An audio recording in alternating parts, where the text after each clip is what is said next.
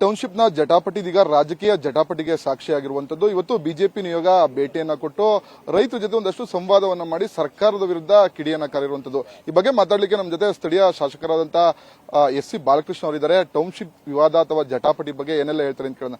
Sir, ಈ township ವಿವಾದ, ಈ ಜಟಾಪಟಿ ದೊಡ್ಡ ಮಟ್ಟಿಗೆ ಹೋಗ್ತಾ ಇರುವಂತದ್ದು. ಇವತ್ತು ಬಿಜೆಪಿ ನಿಯೋಗ ಕೂಡ ಭೇಟಿಯನ್ನ ನೀಡಿ ರೈತರ ಜೊತೆ ಒಂದಷ್ಟು ಚರ್ಚೆಯನ್ನ ಮಾಡಿ ಸರ್ಕಾರದ ವಿರುದ್ಧ ನೇರವಾಗಿ ಕಿಡಿಯನ್ನ ಕಾರಿರುವಂತದ್ದು. ಸರ್ ನೋಡ್ರಿ, ಇದು ಹೊಸದಾಗಿ ಟೌನ್ಶಿಪ್ ಮಾಡ್ತಕ್ಕಂಥ ಪ್ರಸ್ತಾವನೆ ಏನು ಸರ್ಕಾರದ ಮುಂದೆ ಇಲ್ಲ. ಇದು ಕುಮಾರಸ್ವಾಮಿ ಅವ್ರ ಕಾಲದಿಂದನೂ ಕೂಡ 2006ರಲ್ಲೇ ಟೌನ್ಶಿಪ್ ಮಾಡಬೇಕು ಅಂತೇಳಿ ನೋಟಿಫಿಕೇಶನ್ ಮಾಡಿರ್ತಕ್ಕಂಥದ್ದು. ಸುಮಾರು ಒಂದು 20 ವರ್ಷಗಳ ಕಾಲ 25 ವರ್ಷಗಳ ಕಾಲ ರೈತರನ್ನ ಅತಂತ್ರ ಸ್ಥಿತಿಯಲ್ಲಿ ಇಟ್ಟಿರ್ತಕ್ಕಂಥದ್ದು. ಅವ್ರನ್ನ ರೆಡ್ ಝೋನ್ ಮಾಡಿ ಸಾಯಕ್ಕೂ ಬಿಡದೆ ಬದುಕಕ್ಕೂ ಅವಕಾಶ ಮಾಡಿಕೊಡದೆ ಇರತಕ್ಕಂಥ ಪರಿಸ್ಥಿತಿನಲ್ಲಿ ನಮ್ಮ ಸರ್ಕಾರ ಬಂದ ಮೇಲೆ, ಸಿದ್ದರಾಮಣ್ಣ ಅವರ ಸರ್ಕಾರ ಬಂದ ಮೇಲೆ ನಾವು ಇದನ್ನು ಏನಾದರೂ ನಾವು ರೈತರುಗಳು ಬಂದು ನಮ್ಮ ಹತ್ರ ಕೇಳಿದಾಗ ಇದಕ್ಕೇನಾದರೂ ಒಂದು ಪರಿಹಾರವನ್ನು ಹುಡುಕಿ, ಇಲ್ಲ ಟೌನ್ಶಿಪ್ ಮಾಡಿ, ಇಲ್ಲಾಂದರೆ ಡ್ರಾಪ್ ಮಾಡಿ ಅಂತ ಕೇಳಿದಾಗ ನಾವು ಅವತ್ತಿನ ಪರಿಸ್ಥಿತಿಯನ್ನೆಲ್ಲ ಅವಲೋಕನ ಮಾಡಿ ಇಲ್ಲ ಟೌನ್ಶಿಪ್ ಮಾಡೋಣ, ಒಂದು ಒಳ್ಳೆ ಉತ್ತಮವಾದಂಥ ಟೌನ್ಶಿಪ್ ಆದರೆ ಬೆಂಗಳೂರಿನ ಒತ್ತಡ ಕಡಿಮೆ ಆಗ್ತದೆ ಅಂತಕ್ಕಂಥ, ಜೊತೆಗೆ ನಮ್ಮದು ಕೂಡ ನಮ್ಮ ಜಿಲ್ಲೆ ಕೂಡ ಅಭಿವೃದ್ಧಿ ಆಗ್ತದೆ ಅಂತಕ್ಕಂಥ ವಿಚಾರ ಇಟ್ಕೊಂಡು ನಾವು ಟೌನ್ಶಿಪ್ ಮಾಡಲಿಕ್ಕೆ ಅಂತ ಪ್ರಯತ್ನ ಪಟ್ಟವು. ಸಿದ್ದರಾಮಯ್ಯನವರು ಮುಖ್ಯಮಂತ್ರಿ ಆಗ 3 ವರ್ಷದಿಂದನೂ ಕೂಡ ಈ ಪ್ರಯತ್ನ ನಡೀತಾ ಇದೆ. ಈಗ ಒಂದು ಅಂತಿಮ ಹಂತಕ್ಕೆ ಅದು ಪ್ರಯತ್ನ ಬಂದು ನಿಂತಿದೆ. ಈಗ ಅವರು ಡಿ.ಕೆ. ಶಿವಕುಮಾರ್ ಅವರು ಮುಖ್ಯಮಂತ್ರಿ ಆದ ತಕ್ಷಣ ಏಕಾಏಕಿ ಬೇರೆ ಅವರ ಹತ್ರ ಏನೂ ಕೂಡ ಅಸ್ತ್ರ ಇಲ್ಲ ನಮ್ಮ ಸರ್ಕಾರದ ಮೇಲೆ. ಇದನ್ನು ಉಪಯೋಗಿಸ್ಕೊಂಡು ಅದನ್ನು ನಾವು ಡಿಸ್ಟೆಬಿಲೈಸ್ ಮಾಡ್ಬೋದು ಅಂತಕ್ಕಂಥ ವಿಚಾರವನ್ನು ಯಾರ್ಯಾರ ಕಾಲದಲ್ಲಿ ಇದನ್ನು ಸರಿಪಡಿಸ್ಬೋದಾಗಿತ್ತೋ ಸರಿಪಡಿಸ್ತಕ್ಕಂಥ ಮನಸ್ಥಿತಿನಲ್ಲಿ ಅವ್ರು ಇರಲಿಲ್ಲ, ಅವ್ರಿಗೆ ಇಚ್ಛಾಶಕ್ತಿಯೂ ಇರಲಿಲ್ಲ. JDSನವರು ಇದನ್ನು ಮಾಡಿದವರು. JDSನವ್ರಿಗೆ ಪುನಃ ಅದನ್ನು ಸರಿ ಮಾಡಲಿಕ್ಕೂ ಕೂಡ ಒಂದು ಅವಕಾಶ 2018ರಲ್ಲಿ ಈ ರಾಜ್ಯ ಜನ ಕೊಟ್ಟಿದ್ರು. ಆವಾಗಲೂ ಅದನ್ನು ಸರಿಪಡಿಸಲಿಲ್ಲ. ನಂತರ ಬಿಜೆಪಿ ಸರ್ಕಾರ ಹಲವಾರು ಬಾರಿ ಇತ್ತು. ಆ ಸಂದರ್ಭದಲ್ಲಿ ನಾವು ಹೋರಾಟ ಮಾಡಿದೋ ಅದನ್ನು ಮಾಡ್ಬೇಕು, ಏನಾರು ಒಂದು ತೀರ್ಮಾನ ಮಾಡಿ ಅಂದಾಗ ಅವಾಗಲೂ ಕೂಡ ಬಿಜೆಪಿಯವರು ಈ ಕಡೆ ಗಮನ ಹರಿಸಲಿಲ್ಲ.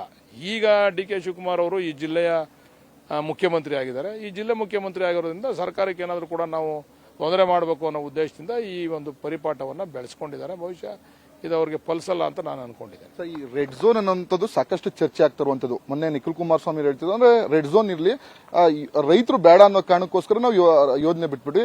ಕಾಂಗ್ರೆಸ್ಗೆ ಯಾಕೆ ಆ ರೀತಿ ಹಿತಾಸಕ್ತಿ ಬರ್ತಾ ಇಲ್ಲ, ಬಿಟ್ಬಿಡ್ಲಿ ಅದೇ ರೀತಿ ಯೋಜನೆ, ಹಂಗೆ ಇರಲಿ ರೈತರು ಅಂತ ಹೇಳಿ ಹೇಳಿ.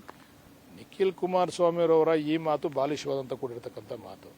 ರೆಡ್ ಝೋನ್ ಇದ್ರು ಬಿಟ್ಬಿಡ್ಲಿ ಅಂತ ರೈತರುಗಳು ಹೇಳಿಸ್ಬಿಡಿ ನೋಡೋಣ. ರೆಡ್ ಝೋನ್ ಇದ್ರೆ ಅಲ್ಲೇನು ಕೂಡ ಟ್ರಾನ್ಸಾಕ್ಷನ್ ಆಗಲ್ಲ. ಅವ್ರೇನಾದ್ರೂ ಕೂಡ ಯಾವುದಾದ್ರೂ ಕಷ್ಟ ಸುಖಕ್ಕೆ ಅವ್ರ ಜಮೀನನ್ನ ಮಾಡ್ಕೋಬೇಕು, ಏನಾರ ಮಾರಬೇಕು ಅಂದ್ರೂ ಕೂಡ ಟ್ರಾನ್ಸಾಕ್ಷನ್ಗೆ ಅವಕಾಶ ಇಲ್ಲ. ನೀವು ರಿಜಿಸ್ಟರ್ ಮಾಡ್ಕೋಬಹುದು, ಆದರೆ ಅಲ್ಲಿ ಒಳ್ಳೆ ಬೆಳೆ ಸಿಗಲ್ಲ. ಕನ್ವರ್ಷನ್ ಆಗದೆ ಇದ್ರೆ ಲ್ಯಾಂಡು ಯಾರು ಕೂಡ ಒಳ್ಳೆ ಬೆಲೆ ಕೊಟ್ಟು ತಗೊಳ್ಳಲ್ಲ. ತೋಟ ಮಾಡೋರೋ ಇನ್ನೊಬ್ರು ಯಾರೋ ಬಂದು ಕಷ್ಟದಲ್ಲಿ ಅವ್ರಿಗೆ ಇರ್ತಕ್ಕಂಥ ಕಷ್ಟನ ದುರುಪಯೋಗ ಪಡಿಸ್ಕೊಂಡು ಒಂದಷ್ಟು ದುಡ್ಡು ಕೊಟ್ಟು ತಗೋಬೋದು ಅಷ್ಟೇನೆ. ಬಟ್ ಇದೊಂಥರ ಬಾಲಿಶವಾದಂಥ ಮಾತು. ದಯಮಾಡಿ ರೆಡ್ ಝೋನ್ ಇರಲಿ ಬಿಡಿ, ನೀವು ಅದನ್ನೇ ಬಿಟ್ಬಿಡಿ ಅಂತ ಹಿಂದೆ MP ಇವ್ರು ಹೇಳಿದ್ರು, ನಮ್ಮ ಮಂಜುನಾಥ್ ಸಾಹೇಬರು, ಇಲ್ಲಿ ಗ್ರೀನ್ ಏರಿಯಾನೇ ಇದ್ಬಿಟ್ಬಿಡಿ, ಗ್ರೀನ್ ಬೆಲ್ಟ್ ಮಾಡಿಬಿಟ್ಬಿಡ ಅಂತ. ಗ್ರೀನ್ ಬೆಲ್ಟ್ ಮಾಡೋದ್ರಿಂದ ರೈತರಿಗೆ ಏನು ಸಿಗ್ತದೆ? ಗ್ರೀನ್ ಬೆಲ್ಟ್ ಮಾಡಿಬಿಡೋದ್ರಿಂದ ರೈತರಿಗೆ ಏನು ಸಿಗ್ತದೆ? ನಿಮಗೆ ಒಂದು ಮಾತನ್ನು ಹೇಳಲಿಕ್ಕೆ ಇಚ್ಛೆ ಪಡ್ತೀನಿ. ನಮ್ಮ ಬಿಡದಿ ಹೋಬಳಿನಲ್ಲಿ ಆ ಭಾಗ ಬಿಟ್ರೆ, ಬೈರ್ಮಂಗಲ ಪಂಚಾಯತಿನಲ್ಲಿ ಮತ್ತೆ ಕಂಚಕರ್ನಹಳ್ಳಿ ಪಂಚಾಯತಿ ಆ ಭಾಗ ಬಿಟ್ರೆ ಇನ್ನು ಯಾವ ವ್ಯಾಪ್ತಿನಲ್ಲಿ ಆ ಥರ ತೋಟ ಎಲ್ಲ ಬೆಳೆದವ್ರೆ ತೋರಿಸಿ ನೋಡೋಣ.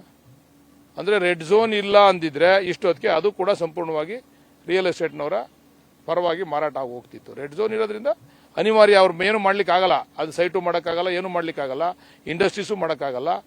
ನೋಡ್ರಿ, ಅವ್ರು ಏನಾದರೂ ಒಂದು 11 ಸ್ಕೆಚ್ ತಗೋಬೇಕು, ಇನ್ನೊಂದೇನೋ ಮಾಡಬೇಕು ಅಂದ್ರೆ ಅವಕಾಶ ಇಲ್ಲ.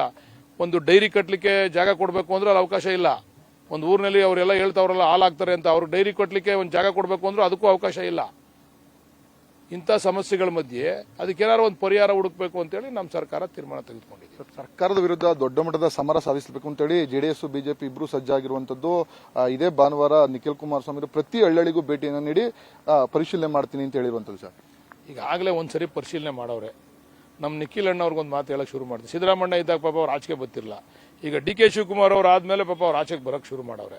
ಅಂದ್ರೆ ಇದರಿಂದ ಹಿನ್ನೆಲೆ ಏನು? ಡಿ.ಕೆ. ಶಿವಕುಮಾರ್ ಅವರು ಈ ಜನಾಂಗದಲ್ಲಿ ಒಬ್ಬ ಮುಖ್ಯಮಂತ್ರಿ ಆಗ್ಬಿಟ್ಟವ್ರೆ, ಆಗ್ತಿರ್ಲಿಲ್ಲ, ಆಗ್ಬಿಟ್ಟವ್ರೆ.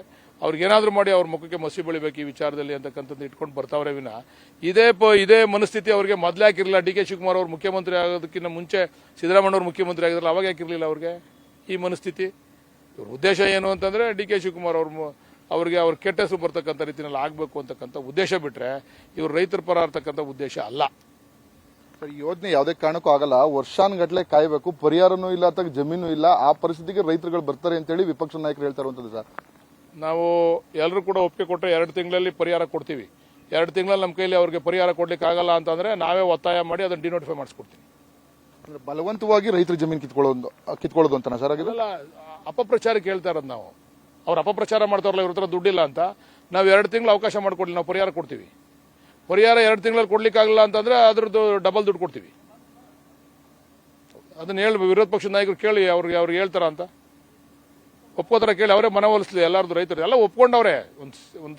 ಎಲ್ಲರೂ ಒಪ್ಕೊಂಡಿದ್ರು, ಸ್ವಲ್ಪ ಜನ ಅದು ವಿರೋಧ ಮಾಡ್ತಾವ್ರೆ. ವಿರೋಧನೂ ಮಾಡ್ತಾ ಇಲ್ಲ ಅಂತ ನಾನು ಹೇಳ್ತಾ ಇಲ್ಲ. ಈಗ ಪರಿಹಾರದ ವಿಚಾರ ಅವ್ರು ಮಾತಾಡೋದು ಬೇಡ, ಪರಿಹಾರ ರೆಡಿ ಇದೆ ನಮ್ಮ ಹತ್ರ ದುಡ್ಡು ಕೊಡ್ಲಿಕ್ಕೆ. ಅಂದ್ರೆ 80% ಒಪ್ಪಿಗೆ ಅಂತ ಹೇಳ್ತಾರೆ ಕಾಂಗ್ರೆಸ್ ಸರ್ಕಾರ. ಆದ್ರೆ 80% ಜನನ ಬೈರ್ಮಂಗಲ ಸರ್ಕಾರ ಬಂದು ಕೂರಿಸಿ ಅವಾಗ ಗೊತ್ತಾಗುತ್ತೆ ಎಷ್ಟು ಜನ ಒಪ್ಕೊಂಡವ್ರೆ ಅಂತ ಹೇಳ್ತಾರಲ್ಲ ಅದು. ಬೈರ್ಮಂಗಲ ಒಂದ್ ಕಡೆ ಅಲ್ಲ ಅಕ್ವಿಷನ್ ಆಗಿರೋದು, ಎಲ್ಲ ಕಡೆ ಆಗಿದೆ. ಈಗ 80% ಅಕ್ವಿಷನ್ ಆಗಿದೆ ಅನ್ನೋದಕ್ಕೆ ಕೆಂಪೈನಪಾಳ್ಯದಲ್ಲಿ ಒಂದು ಉದಾಹರಣೆ. ನೀವು ಹೋಗಿ ಅಲ್ಲಿ ಆ ರೈತರನ್ನ ನೀವು ಈಗಾಗಲೇ ನೀವು ಇಂಟರ್ವ್ಯೂ ಮಾಡಿದ್ದೀರಾ, ಅಲ್ಲಿ 80% ಒಪ್ಪಿಗೆ ಕೊಟ್ಟಿಲ್ವಾ ಅಕ್ವಿಷನ್ ಆಗೋ ಜಾಗದಲ್ಲಿ? ಎಲ್ಲೋ ಒಂದ್ ಕಡೆ 2 ಕಡೆ 50% ವಿರೋಧ ಮಾಡ್ತಾ ಇರ್ಬೋದು, ಎಲ್ಲ ಕಡೆ 80% ಜನ ರೈತರು ಒಪ್ಕೊಂಡಿದ್ದಾರೆ. ಯಾವಾಗ ಪರಿಹಾರ ಕೊಡ್ತೀರಿ? ನಾಳೆಯಿಂದಾನೆ ಕೊಡ್ತೀವಿ, ಪರಿಹಾರ ಕೊಡೋಕೆ ರೆಡಿ ಇದೀವಿ. ಅವ್ರು ಕೆಂಪೈನಪಾಳ್ಯದವ್ರಿಗೆ ಬಹುಶಃ ಇನ್ನೊಂದು 2-3 ಸಲ ಪರಿಹಾರ ಕೊಡ್ತಾ ಇದೀವಿ, ಚೆಕ್ ಇಶ್ಯೂ ಮಾಡ್ತಾ ಇದೀವಿ. ನಾವು ಚೆಕ್ ಇಶ್ಯೂ ಮಾಡ್ತೀವಿ ಈ ವಾರ ಅಥವಾ ನೆಕ್ಸ್ಟ್ ವೀಕಲ್ಲಿ ಚೆಕ್ ಇಶ್ಯೂ ಮಾಡ್ತೀವಿ ಅವ್ರಿಗೆಲ್ಲ. Thank you. ಇದಿಷ್ಟು ಶಾಸಕ ಬಾಲಕೃಷ್ಣ ಅವರ ಮಾತು. ಕ್ಯಾಮರಾ ಪರ್ಸನ್ ರಮೇಶ್ ಜೊತೆ Praveen MH, power TV, Bidadi.